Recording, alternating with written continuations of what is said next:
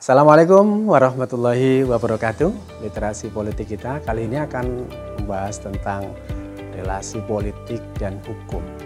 Hari-hari ini ramai di publik bagaimana kaitan antara politik dan hukum itu. Memang tidak terhindarkan ada irisan antara politik dan hukum.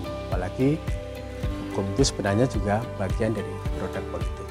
Sehingga wajar saja kalau kemudian aktor-aktor di politik terusnya ingin menempatkan orang-orang itu dalam posisi-posisi sentral hukum supaya kemudian dia bisa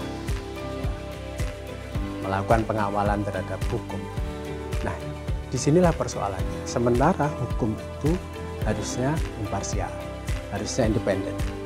Memang sulit untuk menghindari itu, apalagi kalau kemudian partai politik bermain di sana. Nah, dalam case seperti ini, pertama yang harus kita luruskan kembali bahwa politik memang tidak boleh terlalu mengintervensi dalam hukum secara kasat mata, karena di sana ada mekanisme di mana keadilan, imparsialitas, independensi harus dijaga. Yang kedua, partai politik harus bisa bermain cantik dan menjaga agar kemudian hukum ini bisa independen, imparsial tadi itu. Sehingga logika yang dibangun oleh partai politik harusnya sefrekuensi dengan yang dibangun oleh logika publik. Logika sehat publik seperti apa yang harus diikuti juga oleh partai politik supaya kemudian pemahaman antara partai politik dan hukum tadi bisa sinkron. Lalu yang kedua, apa yang terjadi ke depan jika situasinya seperti ini, bahwa kekuatan politik akan terus-menerus mempengaruhi hukum sehingga kemudian hukum goyah, tidak independen dan imparsial.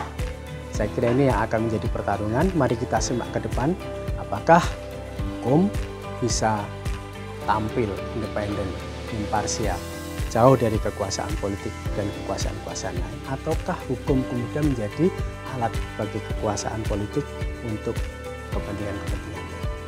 Kasus yang terjadi sekarang ini, Nasdem dan pemerintah akan menjadi batu ujian bagi kita bersama untuk melihat relasi keduanya antara hukum dan politik. Terima kasih. Assalamualaikum warahmatullahi wabarakatuh.